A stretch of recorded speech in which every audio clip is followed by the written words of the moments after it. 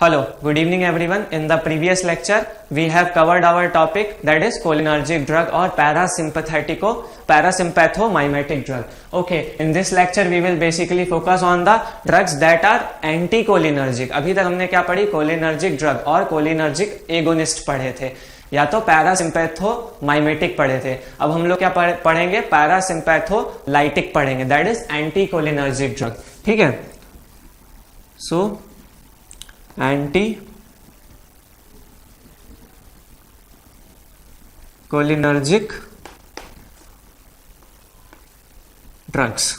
ठीक है, तो इसमें भी दो क्लासेस आ जाती हैं, दैट इज कोलिनर्जिक जो ड्रग्स रहती हैं वो किसको किसको स्टिमुलेट करती हैं? एक तो एम रिसेप्टर्स को स्टिमुलेट करती हैं, that is muscarinic receptor, and the next is the nicotinic receptor, जिसमें भी दो टाइप होते हैं उसके. ठीक है, एक तो एन और एक तो एन.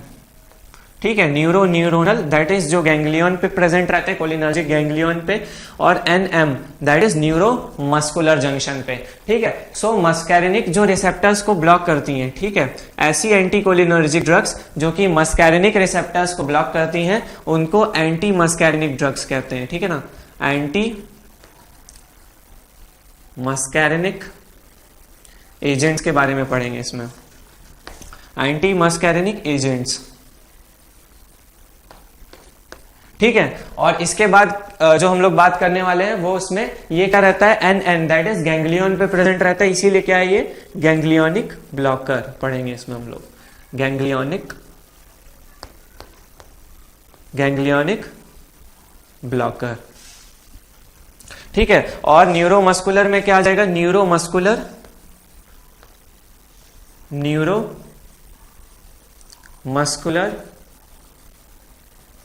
ब्लॉकर, जो कि न्यूरोमस्कुलर जंक्शन पे, मतलब जो एनएम रिसेप्टर प्रेजेंट रहते हैं बेसिकली, या प्लाज्मा में, मतलब हाँ न्यूरोमस्कुलर जंक्शन में प्रेजेंट रहते हैं, उनको क्या करेगा? ये इनहिबिट करेगा. सो न्यूरोमस्कुलर ब्लॉकर पढ़ेंगे. ठीक है, सो अभी पहले एंटी मस्कैरिनिक एजेंट्स के बारे में बात करते हैं. ठीक है, सो एंटीकोलिनर्जिक ड्रग्स में जो हम लोग हमारा पहला टॉपिक पढ़ने वाले हैं वो क्या है? Anti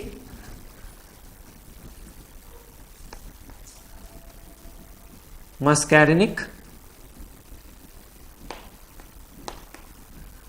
agents. सो इसका बेस्ट एग्जांपल कौन सा है? जैसे कि जो हमारा एसिटाइल कोलिन रहता है वो क्या रहता है? एगोनिस्ट रहता है. ठीक है, वो क्या रहता है? एगोनिस्ट रहता है. कौन से रिसेप्टर के लिए? मस्कैरिनिक रिसेप्टर के लिए. ठीक है, मस्कैरिनिक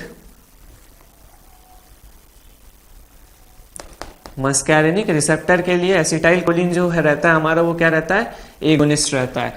और इसी के कॉम्पिटिटिव जो एंटागोनिस्ट रहता है, ठीक है, जो कॉम्पिटिटिव एंटागोनिस्ट जो रहता है वो रहते हैं हमारे anti muscarinic agents.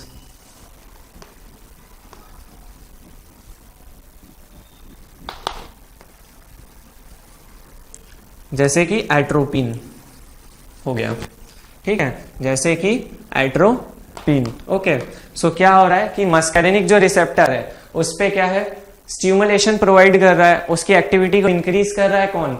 Acetyl choline, जो कि उसका एगोनिस्ट हो गया. लेकिन उसका जो कॉम्पिटिटिव एंटागोनिस्ट है वो कौन है? हमारे anti muscarinic agents, that is atropine, hyoscine.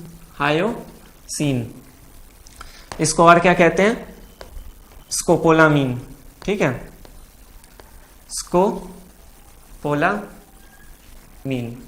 Scopolamine. Okay, so let's start with the classification of the anti muscarinic agents.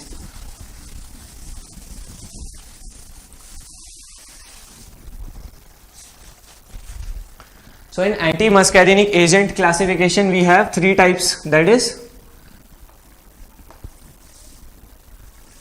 firstly the natural drugs, that is atropine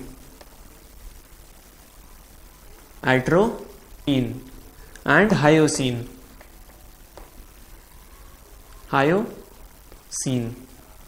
इसको और क्या कहते हैं, स्कोपोलामीन, या स्कोपोलामीन को हायोसिन कहते हैं, scopolamine.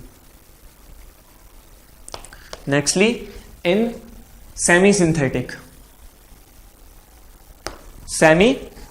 Okay, in semi synthetic we have, ये एट्रोपिन है यहां, ठीक है, तो यहां क्या आ जाएगा, एट्रोपिन, ये तो नेचुरल प्रोडक्ट हो गया, अब ये सिंथेटिकली सिंथेसाइज हो रहा है बस, ठीक है। सो ये क्या हो जाएगा, एट्रोपिन मैथोनाइट्रेट, मैथोनाइट्रेट। नेक्स्ट क्या आ गया हमारा, होमो, फिर क्या आ गया, एट्रोपिन। सो ये एट्रोपिन से ध्यान रखिएगा, ठीक है। अब जो नेक्स्ट आ रहा है एग्जांपल वो क्या आ रहा है, हायोसिन, हायोसिन से जो बन रहा है, हायोसिन ब्यूटाइल ब्रोमाइड, ठीक है, हायोसिन ब्यूटाइल ब्रोमाइड। इसके बाद क्या आ गया हमारा, ipratropium bromide, and lastly we have tiotropium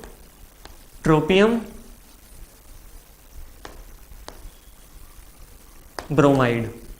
okay, so atropine क्या आ गया, एट्रोपिन मैथोनाइट्रेट और होमो एट्रोपिन, ठीक है, इसमें भी एट्रोपिन आ रहा है। नेक्स्टली क्या आ रहा है, हायोसिन ब्यूटाइल ब्रोमाइड। अब ब्रोमाइड सब में आएगा नीचे, इप्राट्रोपियम ब्रोमाइड और टायोट्रोपियम, दो ट्रोपियम वाले हैं, ठीक है, और जिसमें क्या आ रहा है, ब्रोमाइड आ रहा है लास्ट के तीनों में। So hyoscine butyl bromide, ipratropium bromide and tiotropium bromide, and lastly we have, ये दो हो गए हमारे, and lastly we have semi synthetic, ठीक है, sorry, lastly we have synthetic one, synthetic. Okay, मैं इसको इरेज कर दे रहा हूं।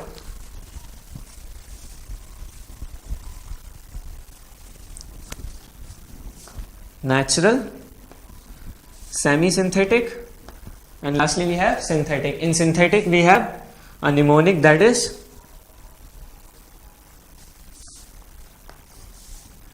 MAVA, MAVA, MAVA, ठीक है। So firstly as in mydriatics, ठीक है। Nextly anti Parkinsonian, anti parkinsonism drug, ठीक है। Next is vesico selective, sorry, vesico selective, and lastly we have anti spasmodic, okay, anti spasmodic and anti secretory,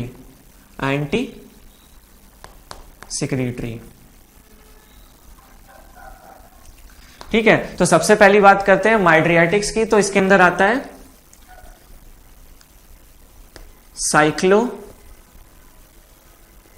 cyclopentolate और tropicamide.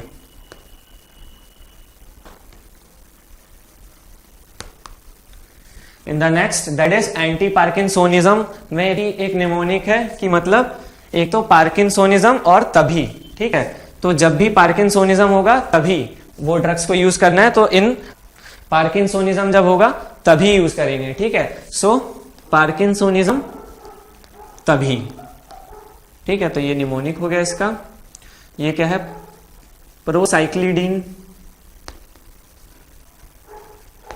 ठीक है, try hex फेनिडल और बाईपेरिडन, ठीक है। नेक्स्ट क्या है हमारा, वेजाइको सिलेक्टिव, तो इसका निमोनिक क्या है, फॉट, FOT, ठीक है। सो फ्लेवोक्सेट, ऑक्सीब्यूटाइनिन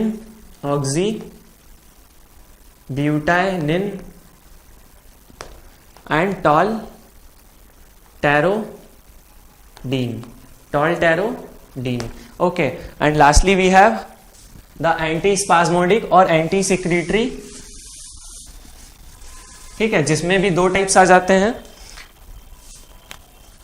फर्दर, एक तो टर्शरी अमाइन, एक तो क्वाटर्नरी अमाइंस आ जाते हैं,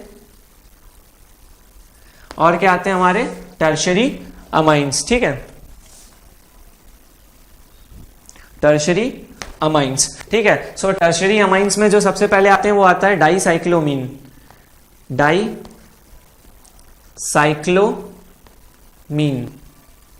okay.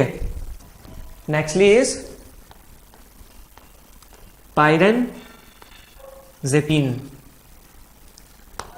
And finally we have वेलेथामेट।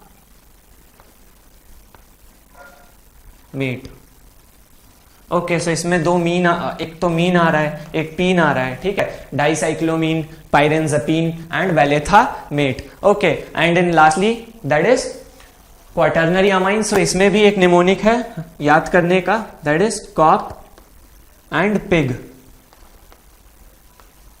Corp and pig, ठीक है। तो सी फॉर क्लिनिडिनियम,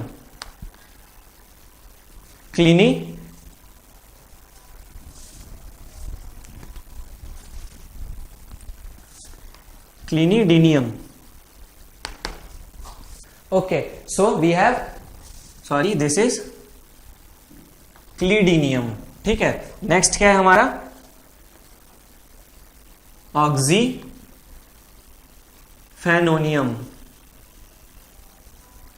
क्लिडिनियम, ऑक्सीफेनोनियम, ठीक है। Next is G for glycopyrrolate, ग्लाइकोपायरोलेट,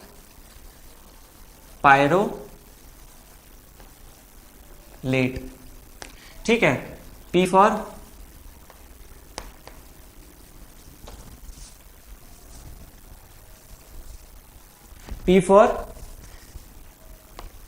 पिपेंजोलेट methyl bromide, okay, pipenzolate methyl bromide, isopropamide for आइसोप्रोपामाइड,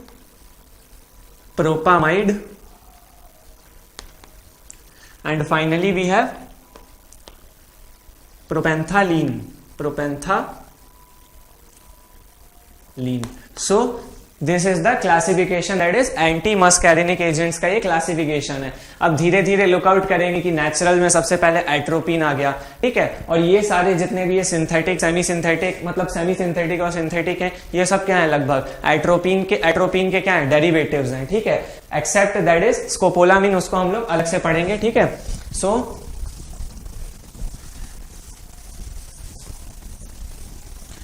in anti muscarinic agents जो फर्स्ट हम लोग पढ़ने वाले हैं वो नेचुरल पढ़ने वाले हैं, that is atropine.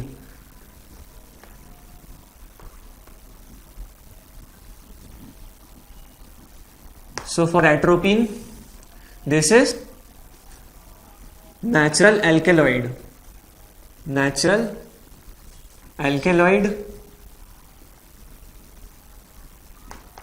that is obtained from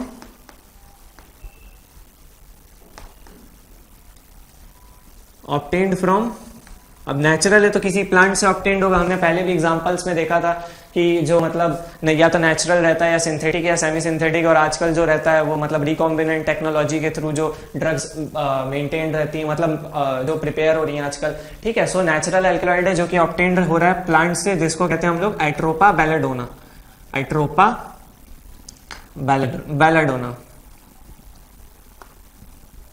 ठीक है, एट्रोपा बेलाडोना, ओके। सो एट्रोपा बेलाडोना, ठीक है। अब ये कैसा रहता है, ये टर्शरी अमाइन रहता है, ठीक है, it is tertiary amine, okay.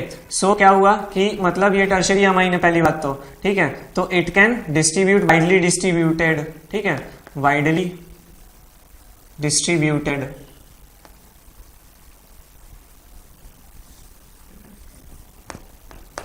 फिर widely distributed and can cross blood brain barrier, can cross blood brain barrier, क्योंकि हम लोग देख रहे थे कि जो हमारे टर्शरी अमाइन थे वो बेसिकली कैसे रहते हैं, लिपिड सॉल्युबल रहते हैं। सो इस केस में क्या है, ये ब्लड ब्रेन बैरियर को क्या करता है, क्रॉस कर सकता है, ठीक है। सो एट्रोपिन जो हो गया हमारा, एट्रोपिन, स्कोपोलामीन,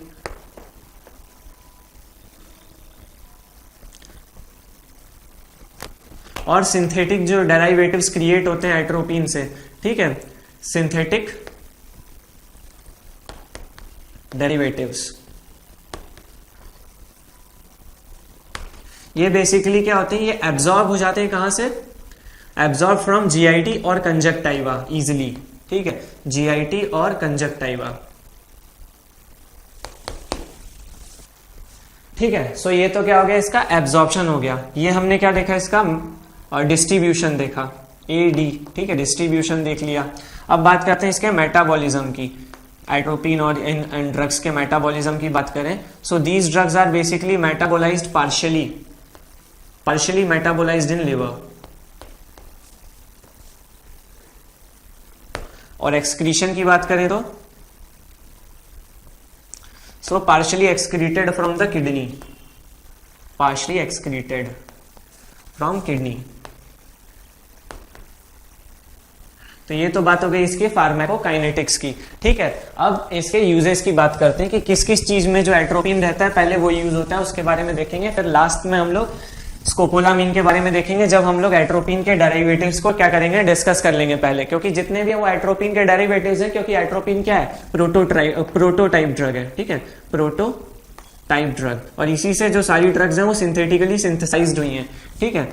सो सेमी सिंथेटिक भी आ जाएंगी और सिंथेटिक जो आ जाएंगी, ठीक है। सो ये प्रोटोटाइप ड्रग है, ठीक है। अब बात करते हैं एट्रोपिन की, तो सबसे पहला यूज इसका देखते हैं कहाँ, सीवीएस में, जैसा कि हमने उसमें भी देखा था, ठीक है। तो सीवीएस में क्या रहता है, इसमें 3 इफेक्ट्स आते हैं, एक तो लो डोज पे आता है, एक थेराप्यूटिक डोज पे आता है, ठीक है, जो थेराप्यूटिक डोज है जो कि रिक्वायर्ड डोज है, और एक हाई डोज पे देखते हैं, ठीक है। सो लो डोज में क्या करता है कि जो एट्रोपिन रहता है वो इनहिबिट करता है किसको, M1 रिसेप्टर को, ठीक है। अब अगर ये M1 रिसेप्टर को इनहिबिट करता है तो इसकी वजह से हार्ट पे कोई इफेक्ट पड़ता नहीं है उतना खास, तो हार्ट पे इफेक्ट नहीं पड़ेगा तो क्या होगा, इनिशियली क्या होगा, थोड़ा सा ब्रेडिकार्डिया होगा, इनिशियली क्या होगा, there will be bradycardia, initially there will be bradycardia, ठीक है। लेकिन क्या हुआ, थेराप्यूटिक डोज पे जैसे ही हमारी बॉडी में क्या हुआ, एट्रोपिन का कंसंट्रेशन गया, तो ये क्या करेगा, ये इनहिबिट करेगा किसको, M2 रिसेप्टर को, और M2 रिसेप्टर को ये इनहिबिट करके क्या कराएगा, टैकीकार्डिया, ठीक है, टैकीकार्डिया। हमने क्या देखा था कि जो कोलिनर्जिक, जो एसिटाइल कोलिन रहता है, ठीक है, या जो कोलिनर्जिक एजेंट्स रहते हैं वो बेसिकली क्या करते हैं, सब सिर्फ हार्ट को क्या करेंगे, डिक्रीज करेंगे, सप्रेस करेंगे, बाकी सबको क्या करेंगे, इंक्रीज करेंगे। सो एंटी कोलिनर्जिक्स में क्या होगा, इसका उल्टा होगा, टैकीकार्डिया मतलब क्या हो रहा है, हार्ट रेट क्या हो रही है, इंक्रीज हो रही है, ठीक है, there will be increased heart rate, ठीक है। सो क्या हो रहा है, टैकीकार्डिया हो रहा है, ठीक है। और क्या होगा इसके साथ साथ, इंक्रीज्ड एवी कंडक्शन, सो एवी कंडक्शन भी इंप्रूव होगा, उसमें क्या हो रहा था, डिक्रीज हो रहा था एवी कंडक्शन, लेकिन इसमें क्या होगा, एवी कंडक्शन जो है हमारा वो क्या होगा, इंप्रूव होगा। और हाई डोज की अगर हम लोग बात करें तो हाई डोज में क्या होगा, there will be flushing of face, flushing of face, और हाइपोटेंशन होगा, हाइपोटेंशन क्यों होगा, क्योंकि क्यूटेनियस वेजोडायलेशन हो जाता है, यहां पे क्यूटेनियस वेजोडायलेशन,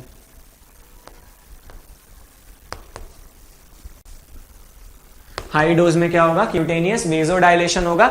ये हम लोग आगे जो हमारा मतलब हम लोग कोहेन ने एक वो दिया था कि मतलब जब एट्रोपिन की पॉइजनिंग होती है, सो उसमें क्या क्या सिम्टम्स आते हैं, उसमें हम लोग ये डिस्कस करेंगे आगे भी, ठीक है। सो क्यूटेनियस वेजोडायलेशन हो जाएगा, जिसकी वजह से क्या होता है, फ्लशिंग ऑफ फेस होता है और हाइपोटेंशन होता है, ठीक है। तो ये सीएनएस के इफेक्ट्स हो गए बेसिकली, जो कि एट्रोपिन कॉज करता है, ठीक है।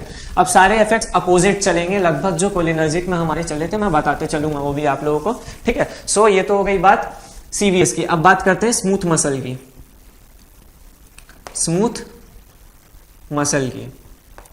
सो स्मूथ मसल में जब स्टार्ट करते हैं तो सबसे पहले हमने वहां पे भी जीआईटी देखा था, तो यहाँ पे भी हम लोग जीआईटी बेसिकली सबसे पहले कंसर्न में लेंगे, ठीक है।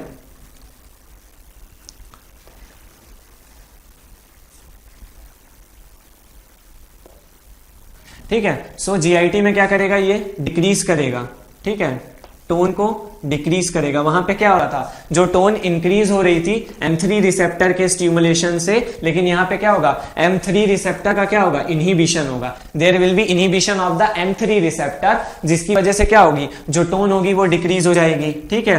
There will be decrease in peristalsis, peristalsis decrease होगा, ओके। और there will be increased sphincter tone, ठीक है। स्फिंक्टर की टोनिसिटी क्या होगी, बढ़ जाएगी। तो जो सब्सटेंस है या जो भी मतलब हमारा डाइजेस्टिव मटेरियल है वो क्या होगा, वो बाहर नहीं निकल पाएगा। So there will be constipation, अगर हाई डोज हुआ तो देयर विल बी कॉन्स्टिपेशन, ठीक है, there will be constipation. Next हमने जो चीज डिस्कस करी थी, तो ये तो हमारा हो गया जीआईटी, ठीक है। Nextly we will look after a urinary bladder. So urinary bladder में क्या हो रहा है कि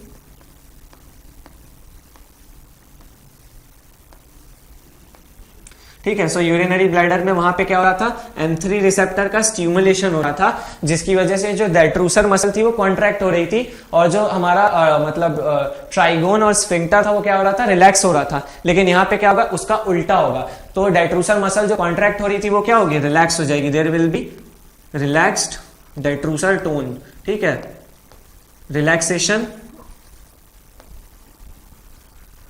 ऑफ डेट्रूसर मसल,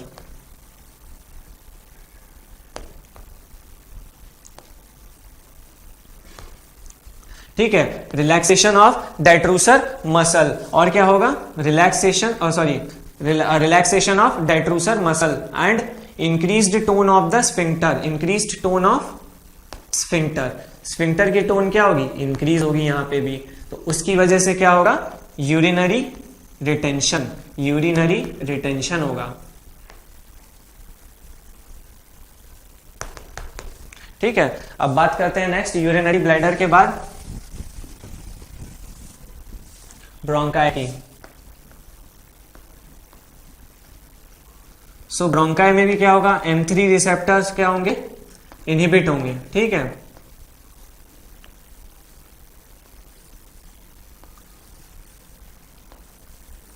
ठीक है, अगर M3 रिसेप्टर्स क्या हो रहे हैं, इनहिबिट हो रहे हैं, तो वहां पे क्या हो रहा था, ब्रोंकोस्पाज्म या तो कॉन्ट्रैक्शन ऑफ द ब्रोंकियोल्स हो रहा था, ठीक है। तो यहां पे क्या होगा, रिलैक्सेशन,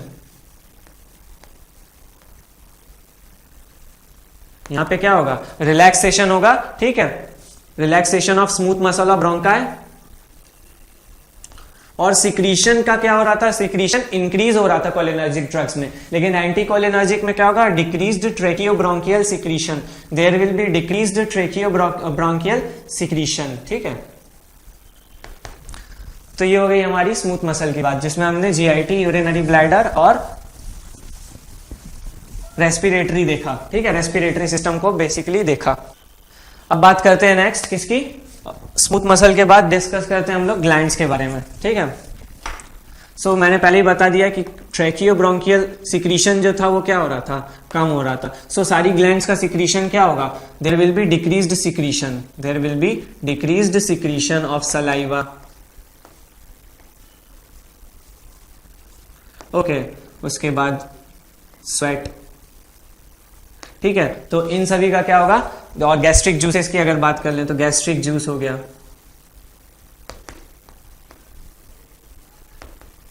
एक्सेप्ट जो एंटीकोलिनर्जिक ड्रग्स हैं वो सिर्फ मिल्क के और बाइल के सिक्रीशन को अफेक्ट नहीं करेंगी। मिल्क और बाइल का सिक्रीशन जो होगा नॉट अफेक्टेड, नॉट अफेक्टेड, ठीक है। और इसकी वजह से क्या होता है, जो हमारी स्किन और म्यूकस मेम्ब्रेन जो रहती है, skin and mucus membrane,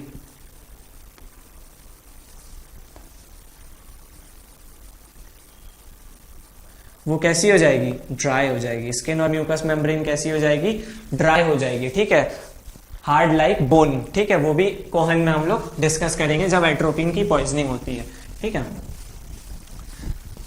next जो चीज डिस्कस करने वाले हैं वो आई के बारे में डिस्कस करते हैं, ठीक है। सो एट्रोपिन को जब टॉपिकली एडमिनिस्टर करते हैं हम लोग, एट्रोपिन ऑन टॉपिकल एडमिनिस्ट्रेशन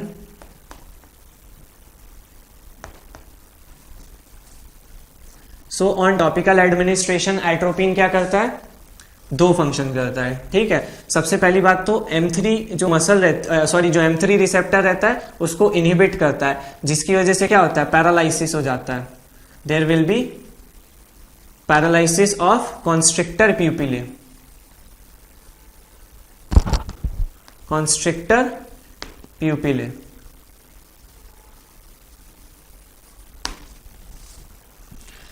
और जिसकी वजह से क्या होगा, पैसिव मिड्रियासिस होगा, पैसिव मिड्रियासिस।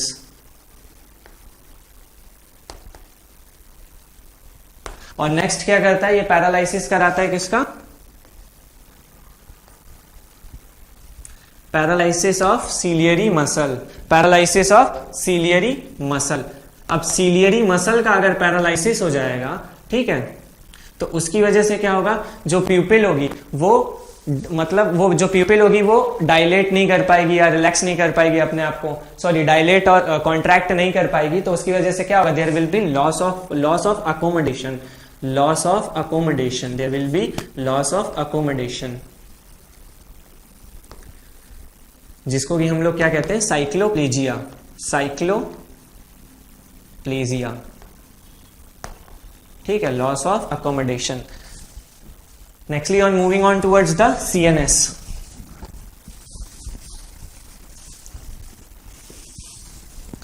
CNS पे एट्रोपिन का क्या इफेक्ट होगा, आई में क्या करा रहा था, जो हमारे कोलिनर्जिक ड्रग्स थी वो क्या करा रही थी, मायोसिस करा रही थी, लेकिन यहां पे क्या कराएंगी, पैसिव मिड्रियासिस कराएंगी, ठीक है। और CNS की बात करें अगर, तो CNS में क्या होता है, स्टिमुलेटरी इफेक्ट रहता है, ठीक है, माइल्ड स्टिमुलेटरी इफेक्ट रहता है, जिसकी वजह से क्या रहती है, इनको यूज करते हैं हम लोग एक तो एंटी पार्किंसोनिज्म ड्रग में, एंटी पार्किंसोनिज्म ड्रग,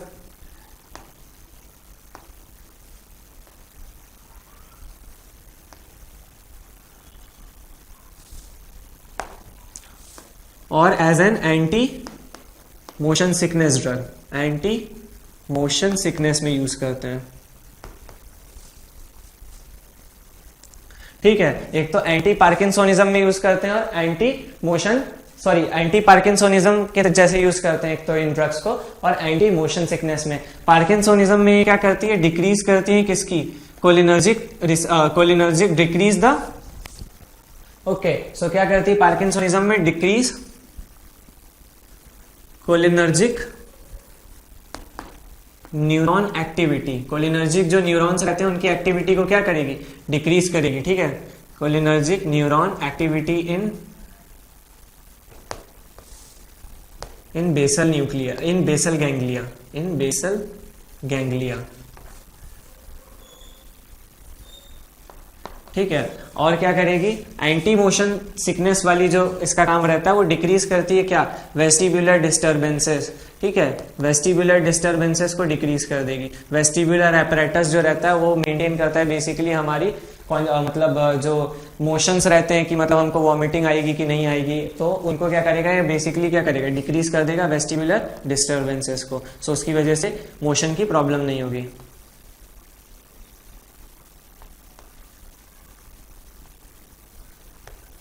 ठीक है, डिक्रीज वेस्टिबुलर डिस्टर्बेंसेस, ठीक है। और हाई डोज में क्या कराएगा, H, that is hesitation,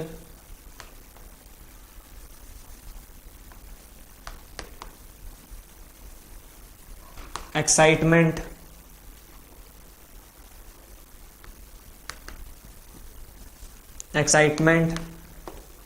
restlessness,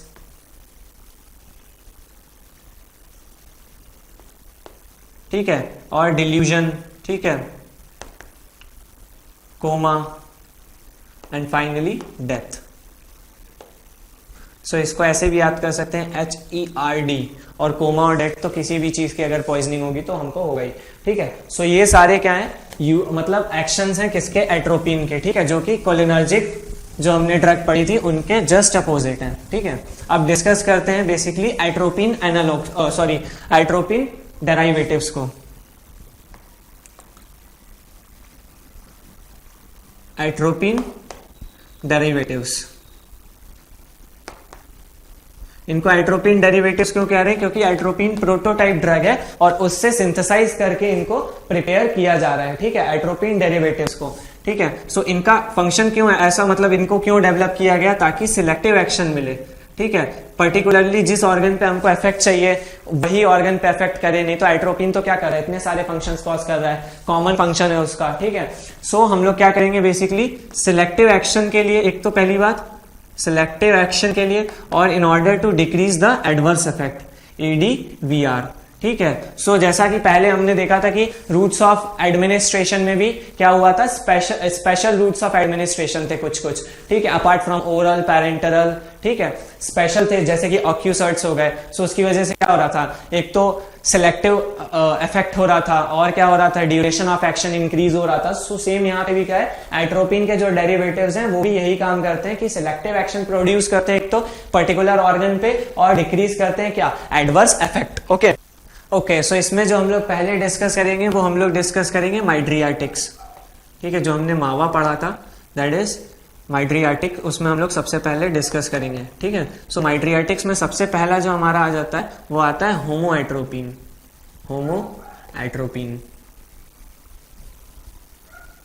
सो होमोएट्रोपिन क्या था, सेमी सिंथेटिक के क्लासिफिकेशन में हमने प्लेस किया था, ठीक है, सेमी सिंथेटिक था पहली बात तो।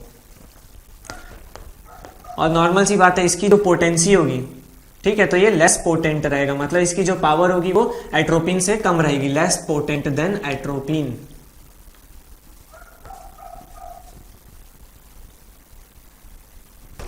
और ये क्या कॉज करेगा, ये जो होमोएट्रोपिन रहता है, ठीक है, वो साइक्लोप्लेजिया और एक तो साइक्लोप्लेजिया हो गया, ठीक है, और दूसरा हमारा माइड्रियासिस, तो ये करा ही रहा है, ठीक है, माइड्रियासिस कॉज करेगा 1 से 3 दिन के लिए, फॉर 1 to 3 days, ठीक है। तो ये तो हो गई बात होमोएट्रोपिन की। Now moving on towards the next mydriatics, we have जो हमने क्लासिफिकेशन में देखे थे, cyclopentolate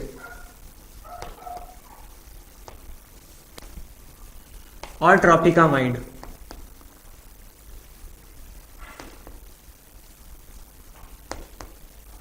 okay, cyclopentolate and tropicamide, ठीक है। सो ये कैसे रहते हैं, ये पहली बात है सिंथेटिक है, with faster action and short duration of action,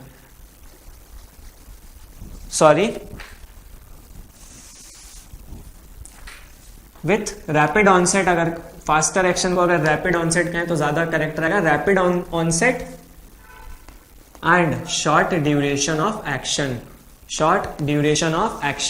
ठीक है। सो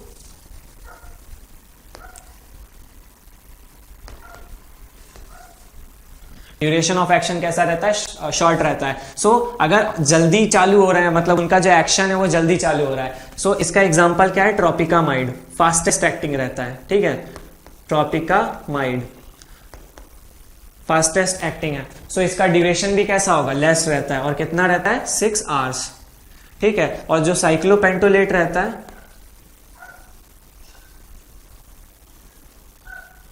उसका जो इफेक्ट रहता है, साइक्लोपेंटोलेट का इफेक्ट रहता है 24 hours के लिए, 24 hours, okay.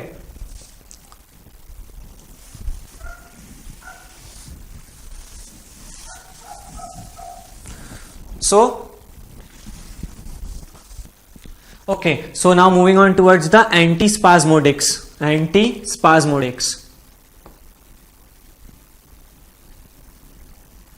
So in antispasmodic, the first drug is dicyclomine. Okay, dicyclomine, and it is tertiary amine. ठीक है। सो ये क्या करेगा बेसिकली, ये एंटीस्पाज्मोडिक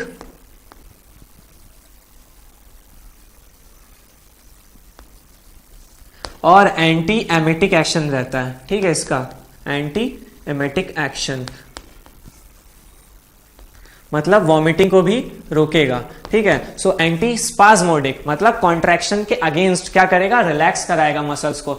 जैसे कि क्रैम्प आ जाते हैं,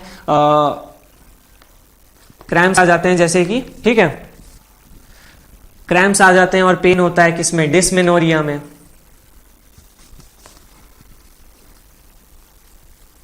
ठीक है, या तो abdominal colic, abdominal colic pen में भी क्या करेगा, ये रिलीफ कराएगा, ठीक है। सो ये क्या हो गया, dicyclomine. Now moving on towards the next we have oxybutynin, ऑक्सीब्यूटाइनिन,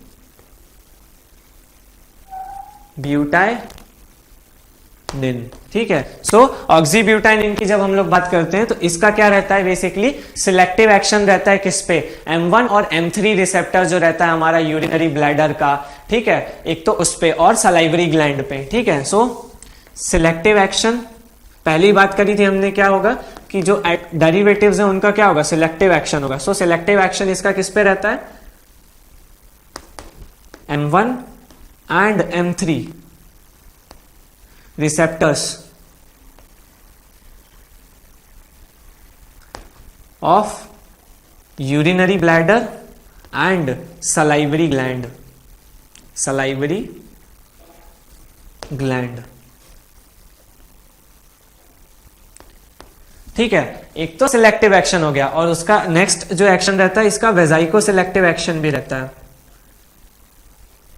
वेजाइको selective action, ठीक है, वेजाइको सिलेक्टिव एक्शन।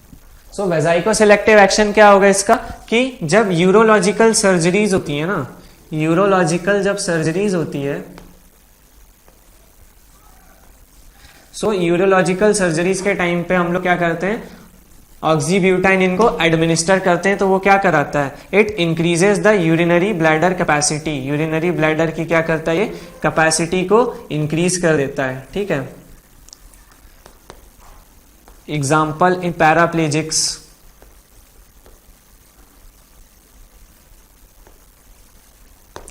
और जिनको या तो नॉक्टर्नल एन्यूरेसिस होता है, नॉक्टर्नल एन्यूरेसिस,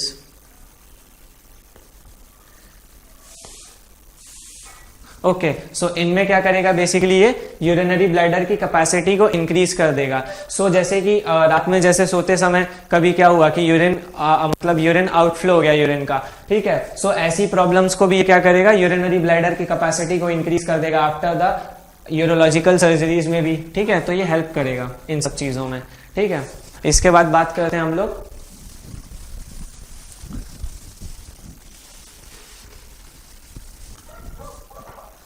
ठीक है, इसके बाद बात करते हैं फ्लेवोक्सेट की, फ्लेवोक्सेट, ठीक है, ये भी एंटी स्पाज्मोडिक है। ये भी कैसा रहता है, सिमिलर रहता है किसके जैसा, ऑक्सीब्यूटाइनिन के जैसा, ऑक्सीब्यूटाइनिन। और ये क्या करता है, it decreases the frequency and duration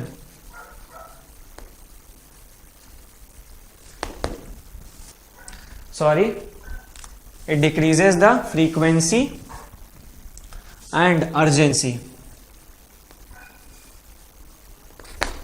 decreases the frequency and urgency of micturition, ठीक है। जिनको बहुत फ्रीक्वेंटली मतलब वॉशरूम जाना पड़ता है या मतलब उनको अर्जेंसी भी सिचुएशन आती है, ठीक है। सो इसमें क्या करता है, ये फ्रीक्वेंसी को डिक्रीज कर देगा, ठीक है, और ज्यादा मतलब जल्दी उनको ये नहीं फील होगा कि उनका यूरिनरी ब्लैडर भर गया है काफी ज्यादा। सो ये क्या करेगा, रिलैक्स कर देगा बेसिकली, ठीक है। तो ये क्या करेगा, decreases the frequency and urgency of micturition in cup, in CUP, that is cystitis, urethritis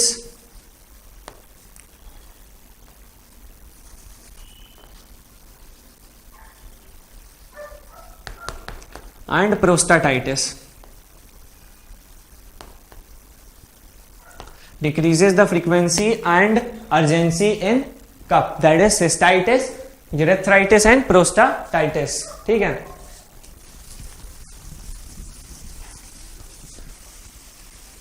And in antispasmodic we have lastly that is tolterodine.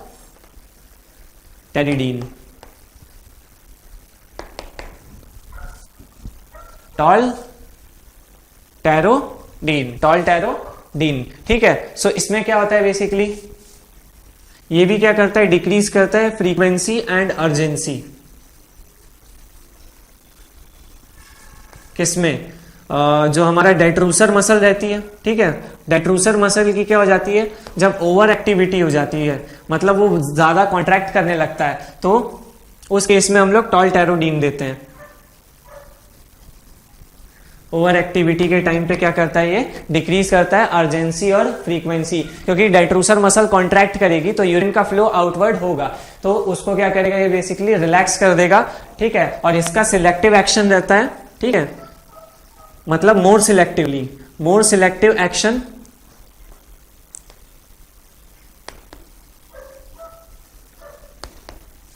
On urinary bladder.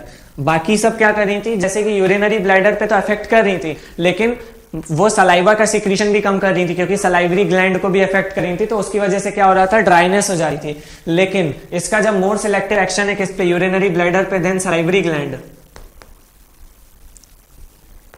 सो इसकी वजह से क्या होगा कि there will be less dryness. ठीक है. There will be less dryness. तो ये तो हो गई हमारी एंटी स्पाज्मोडिक. सबसे पहले हमने कौन सी डिस्कस करी, दैट इज माइड्रियाटिक्स. इसके बाद anti spasmodic. Okay. Moving on toward we will discuss ipratropium bromide.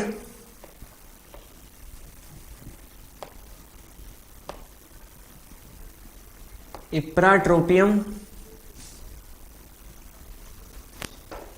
Bromide and tiotropium bromide.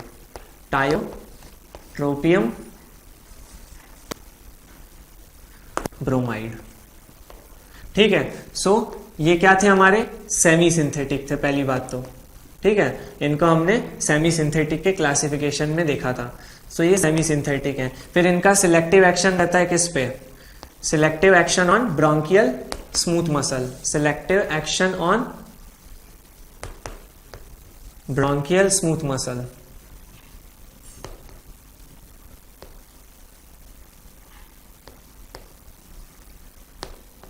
और ये क्या कराएंगे,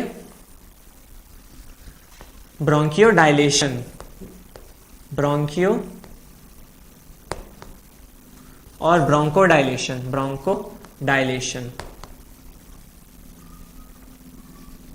ठीक है. लेकिन ये म्यूकोसिलियरी एक्शन को अफेक्ट नहीं करेंगे. ठीक है. म्यूकोसिलियरी एक्शन को अफेक्ट नहीं करेंगे. They will not affect the mucociliary action. ठीक है. इप्राट्रोपियम जो ब्रोमाइड रहता है उसका ड्यूरेशन ऑफ एक्शन रहता है 6 आवर्स, और जो टायोट्रोपियम ब्रोमाइड रहता है, ठीक है, उसका जो ड्यूरेशन ऑफ एक्शन रहता है वो रहता है 24 आवर्स. ठीक है. ये इनहलेशनल रूट के through, I for ipratropium bromide, I for inhalational. So ये दोनों ही इनहलेशनल रूट से दी जाती हैं. ठीक है. रूट ऑफ एडमिनिस्ट्रेशन क्या है, इनहलेशनल. ओके. और ये जो ब्रोंकोडाइलेशन हो रहा है ना, ये जो ब्रोंकोडाइलेशन हो रहा है, ये बेसिकली कहां होता है, लार्जर एयरवेज में होता है. ठीक है. लार्जर एयरवेज में. ठीक है. ब्रोंकोडाइलेशन कहां हो रहा है, लार्जर एयरवेज में. इसीलिए मैंने इसको ब्रोंकियोडाइलेशन नहीं बोला, ब्रोंकोडाइलेशन बोला.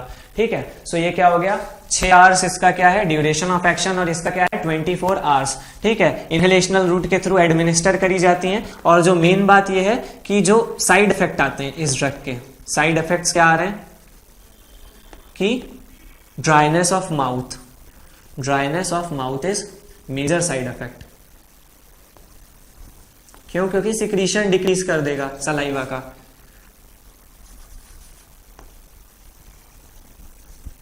ओके. सो ये हो गया हमारा इप्राट्रोपियम ब्रोमाइड और टायोट्रोपियम ब्रोमाइड.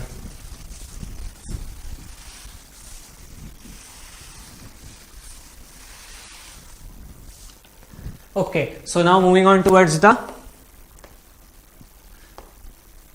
benzohexol. ठीक है, और बेंजोट्रोपिन,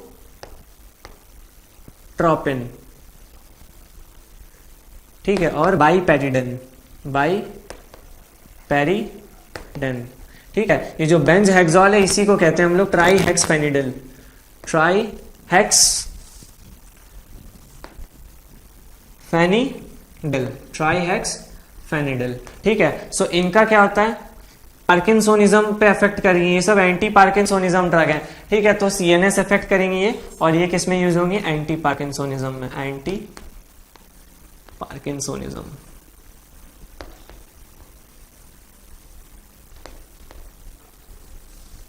ठीक है। Now moving on towards the glycopyrrolate, glycopyrrolate, ठीक है। सो ग्लाइकोपाइरोलेट की अगर हम लोग बात करें तो ये पहली बात तो ये क्या है, क्वाटर्नरी अमाइन है, ठीक है। अब क्वाटर्नरी अमाइन है, सो बेसिक सी बात है कि क्या होगा, इसके कोई सेंट्रल साइड इफेक्ट्स नहीं होंगे, ठीक है। क्यों, क्योंकि ये ब्लड ब्रेन बैरियर को क्रॉस नहीं कर पाएगा, ठीक है। So no central side effects, no central side effects, ठीक है। और इसका यूज क्या होगा, प्री एनेस्थेटिक मेडिकेशन में यूज करते हैं इसको,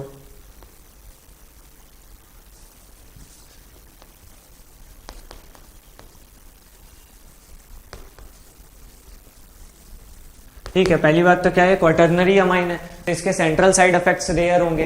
दूसरी बात ये क्या है, प्री एनेस्थेटिक मेडिकेशन में यूज करते हैं इसको, ठीक है। लास्टली वी है प्रोपेंथालीन,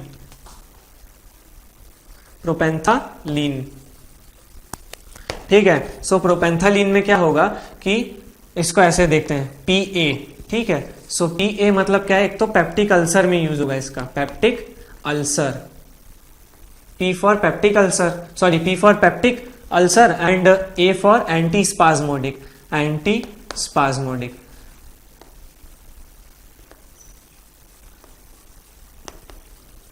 so PA और RP, ठीक है। so rarely prescribed, इसका यूज क्या करते हैं आजकल, रेयरली करते हैं।